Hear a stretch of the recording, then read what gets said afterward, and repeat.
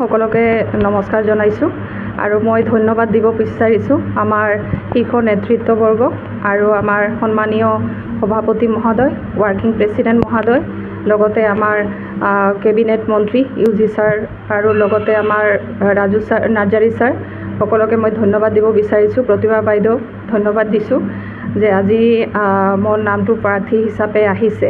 আজি PPL দলৰ পৰা মোক এইখিনি মানে এটা সন্মান আৰু এটা স্থান দিয়াৰ কাৰণে মই ধন্যবাদ জনাইছোঁ। লগতে মই আমাৰ গুমা ব্লকৰ সকলো কৰ্মকৰ্তাকে ধন্যবাদ জনাইছোঁ আৰু সঁচাকৈ বহুত ভাল লাগিছে। আৰু এতিয়া আগলৈ ভালকৈ কৰি কেনেকৈ আমি জিকিব পাৰোঁ সেই ধৰণে আমি কামবিলাক কৰি যাম।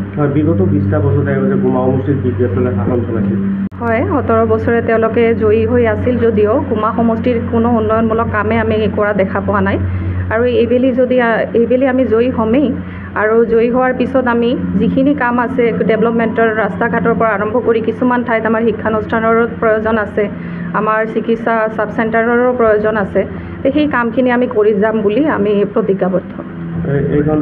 হয়, কৃতজ্ঞতা স্বীকাৰ কৰিছোঁ আৰু তেওঁলোকক মই ধন্যবাদ জনাইছোঁ যে মোক এইখিনি মানে প্ৰাৰ্থী হিচাপে দিয়াৰ কাৰণে মই বহুত ধন্যবাদ জনাইছোঁ।